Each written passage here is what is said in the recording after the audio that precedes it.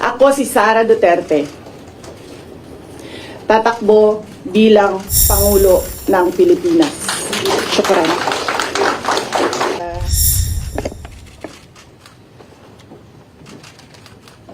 Statement nila. Yeah. Okay.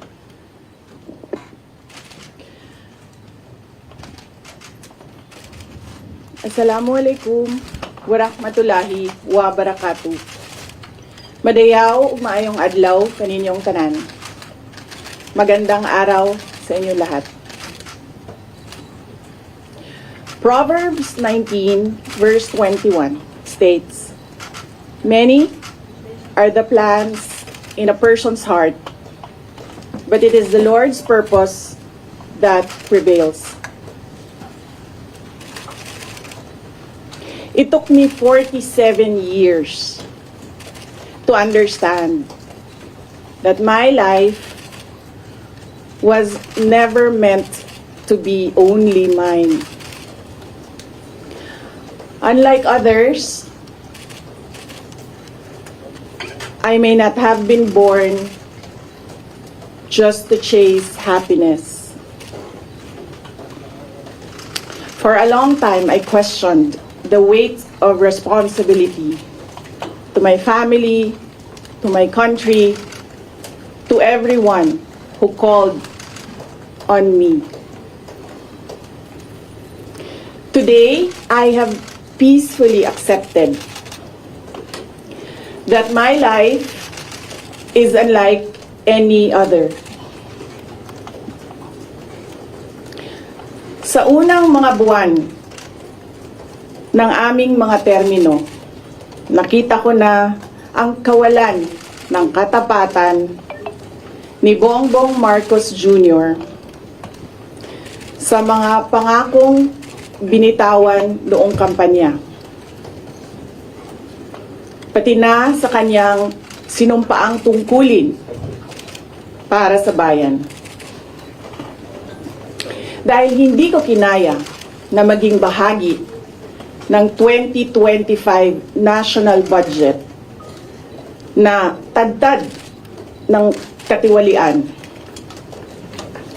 pinili kong umalis sa kabinete kahit alam ko na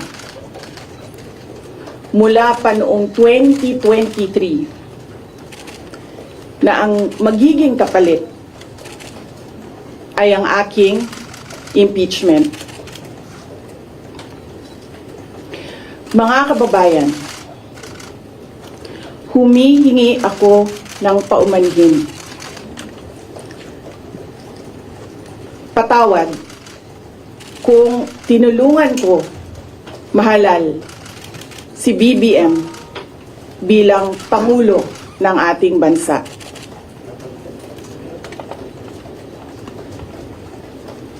Patawad kung hanggang ngayon ay marami pa ring Pilipino ang nalulunod sa baha ng dahil sa malawakang korupsyon. Patawad kung lantaran ang pang-aabuso ng ating mga institusyon para sa pansariling interes ng mga politiko.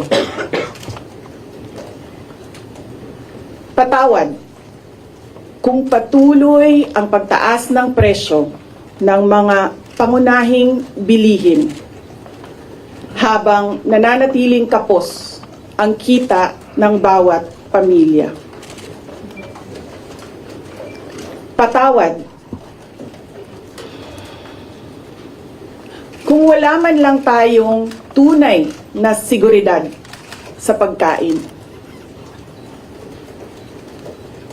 Patawad kung may nagkakasakit at binabawian bigla ng buhay dahil sa kakulangan ng maayos at epektibong healthcare system.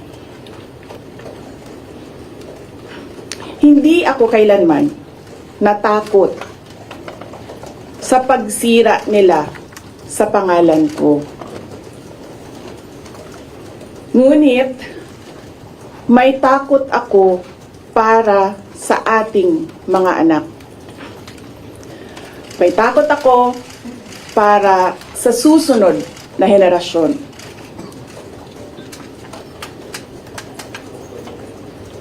May takot ako para sa mga kababayan nating walang bahay sa ibang bansa. Walang pangalawang pasaporte, walang ibang matatakbuhan kundi ang Pilipinas. Kahit ito'y patuloy na nalulugmok sa kahirapan. Na ako'y kahadlok, nga moabot ang adlaw na dawaton na lang nato ang kapobrihon isip kapalaran. Nga maanad na ta sa sayop, nga mawad-an na lang ta og paglaom. Ug labaw sa tanan na ako'y kahadlok,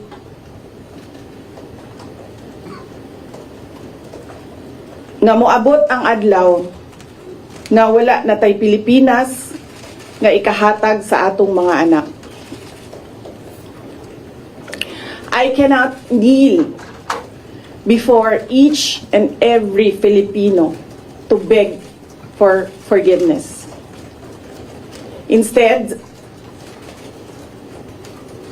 I offer my life, my strength, and my future in the service of our nation.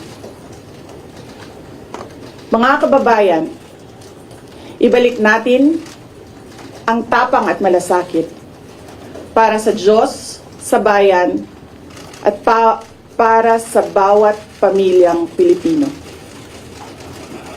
Ako si Sara Duterte, tatakbo bilang Pangulo ng Pilipinas.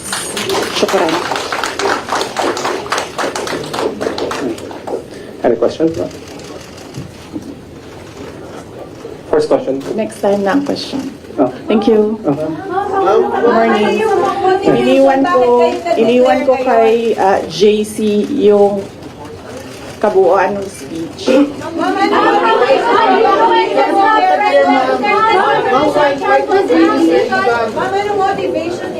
Why this very I'll scan this. I-scan ko na, send to GC. I-send to GC. Wait lang, para maganda yung scan. May amoy kasi kaya lang madali.